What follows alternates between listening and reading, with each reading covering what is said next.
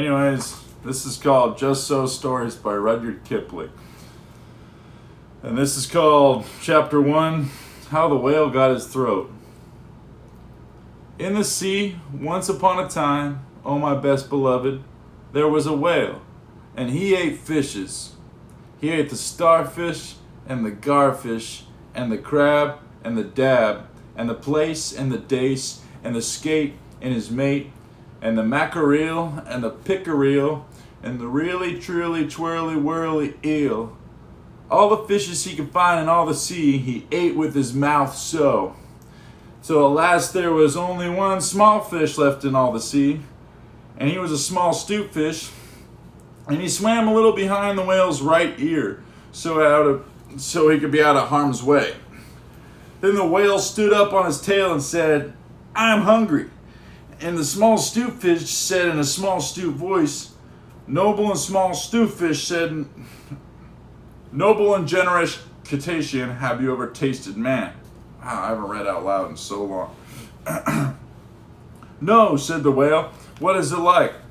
"Nice," said the small 'stute fish. "Nice but nubbly." "Then fetch me some," said the whale, and he made the sea froth up with his tail. "One at a time is enough," said the 'stute fish. "If you swim to latitude 50 north, longitude 40 west, that is magic, you will find sitting on a raft in the middle of the sea with nothing on but a pair of blue canvas breeches, a pair of suspenders. You must not forget the suspenders, best beloved, and a jackknife. One shipwrecked mariner who, it is only fair to tell you, is a man of infinite resource and sagacity." So the whale swam and swam to latitude 50 north, longitude 40 west, as fast as he could swim, and on a raft in the middle of the sea with nothing to wear except the pair of blue canvas breeches, a pair of suspenders. You must particularly remember the suspenders, best beloved, and a jackknife. He found one single solitary shipwrecked mariner trailing his toes in the water. He had his mummy's leave to paddle, or else he would never have done it, because he was a man of infinite resource and sagacity.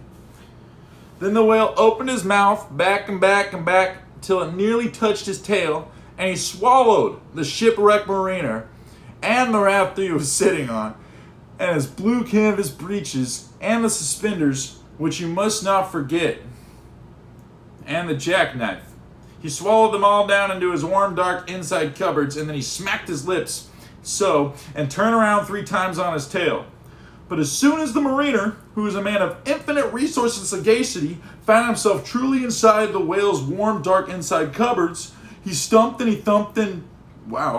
He stumped and he jumped and he thumped and he bumped and he pranced and he danced and he banged and he clanged and he hit and he bit and he leaped and he creeped and he howled and he hopped and he dropped and he cried and he sighed and he crawled and he bawled and he stepped and he leapt and he danced hornpipes where he shouldn't, and the whale felt most unhappy indeed.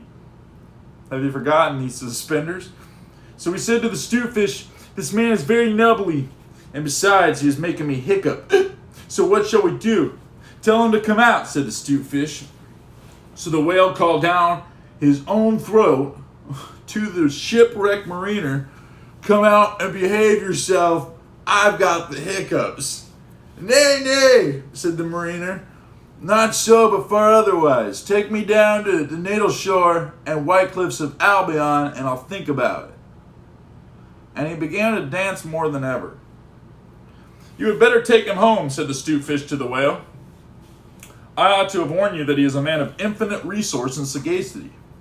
So the whale swam and swam and swam with both flippers and his tail as hard as he could for the hiccups, and at last he saw the mariner's natal shore and white cliffs of Albion, and he rushed halfway up the beach and opened his mouth wide and wide and wide and said, "Change here for Winchester, Ashwelot, Nashua, Keene, and stations on the Fitchburg Road." And just as he said Fitch, the mariner walked out of his mouth. But while the whale had been swimming, the mariner, who was indeed a person of infinite resource and sagacity, had taken his jackknife and cut up the raft into a little square grating, all running crisscross, and he had tied it firm with the suspenders. Now you know why you were not supposed to forget the suspenders. And he dragged that grating good and tight into the whale's throat, and there it stuck. And he recited the following sloka, which, as you have not heard it, I will now proceed to relate. By means of a grating, I have stopped your aiding. For the mariner, he was also a Hibernian, and he stepped out on the shingle and went home to his mother, who had given him leave to trail his toes in the water, and he married and lived happily ever afterwards. So did the whale. But from that day on, the grating in his throat, which he could neither cough up nor swallow down, prevented him from eating anything except very, very small fish, and that is the reason why whales nowadays never eat men or boys or little girls. The small 'stute fish went and hid himself in the mud under the door sills of the equator. He was afraid that the whale might be angry with him. The sailor took the jackknife home. He was wearing the blue canvas breeches when he walked out on the shingle. The suspenders were left behind, you see, to tie the grating with. And that is the end of the tale. Yeah, that's a good one. I haven't read that since I was 10 years old. Yeah, that's what it says on the front page there. 10 years old. Anyways. All right, you guys persuaded me. I'll read another chapter. This chapter is chapter 2, How the Camel Got His Hump. Now this is the next tale, and it tells how the camel got his big hump. Oh, just a reminder, this is Just So Stories by Rudyard Kipling, just for any newcomers. Now this is the next tale, and it tells how the camel got his big hump. In the beginning of years, when the world was so new and all, and the animals were just beginning to work for man, there was a camel, and he lived in the middle of a howling desert because he did not want to work. And besides, he was a howler himself. So he ate sticks and thorns and tamarisks and milkweed and prickles. Most excruciating idle, and when anybody spoke to him, he said, "Humph," just "humph," and no more. Presently the horse came to him on Monday morning with a saddle on his back and a bit in his mouth and said, "Camel, oh camel, come out and trot like the rest of us." "Humph," said the camel. And the horse went away and told the man. Presently the dog came to him with a stick in his mouth and said, "Camel, oh camel, come and fetch and carry like the rest of us." "Humph," said the camel, and the dog went away and told the man. Presently the ox came to him with a yoke on his neck and said, "Camel, oh camel, come and plow like the rest of us." "Humph." I don't know how to hump like a camel. I'm just gonna say, I don't know what I'm doing. It says humph literally. You know, that's just how I would do it. "Humph," said the camel, and the ox went away and told the man. At the end of the day, the man called the horse and the dog and the ox together and said, 303, I'm very sorry for you with the world so new and all, but that humph thing in the desert can't work or you would have been here by now. So I'm going to leave him alone and you must work double time to make up for it." That's tough. So that made the three very angry with the world so new and all. And they held a palaver and an indaba and a punchayet and a powwow on the edge of the desert, and the camel came chewing on milkweed, most excruciating idle, and laughed at them. Then he said, "Humph," and went away again. Presently there came along the Jinn in charge of all deserts, rolling in a cloud of dust. Jinns always travel that way because it is magic. And he stopped to palaver and powwow with the three. "Jinn of all deserts," said the horse, "is it right for anyone to be idle with the world so new and all?" "Certainly not," said the Jinn. "Well," said the horse, "there's a thing in the middle of your howling desert," and he's a howler himself, "with a long neck and long legs, and he hasn't done a stroke of work since Monday morning. He won't trot." "Whew," said the Jinn, whistling. "That's my camel, for all the gold in Arabia. What does he say about it?" "He says humph," says the dog, "and he won't fetch and carry." "Does he say anything else?" "Only humph, and he won't plow," said the ox. "Very good," said the Jinn. "I'll hump him if you will kindly wait a minute." The djinn rolled himself into his dust cloak and took a bearing across the desert and found the camel most excruciatingly idle, looking at his own reflection in a pool of water.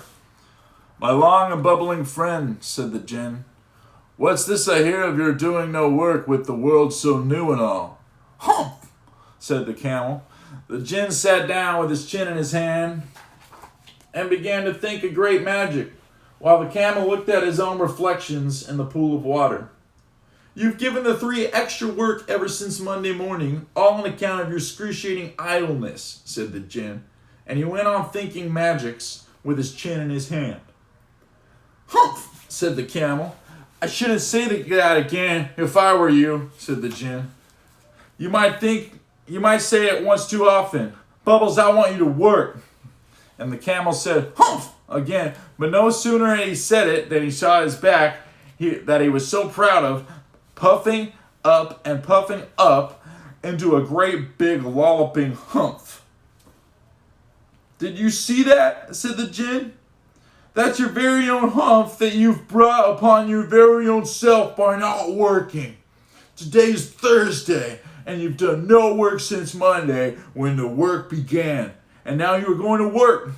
"How can I," said the camel, "with this humph in my back?" "That's made a purpose," said the djinn, "all because you missed those 3 days.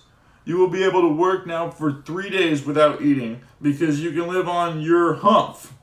And don't you ever say I never did anything for you. Come out of the desert and go to the 3 and behave. Humph yourself." And the camel humphed himself, humph and all, and went away to join the 3. And from that day to this, the camel always wears a humph, and we call it a hump now, not to hurt his feelings. But he has never yet caught up with the 3 days that he missed at the beginning of the world, and he has never yet learned how to behave. Anyways, this is Just So Stories by Rudyard Kipling. And the reason I picked this book is because I was looking through my books and it was the only one I could find that was public domain. All the rest of them were copyrighted. So I haven't read it in days, but man, that's some... Whew, I gotta look up a lot of those words because I just don't know what they mean. Anyways, peace.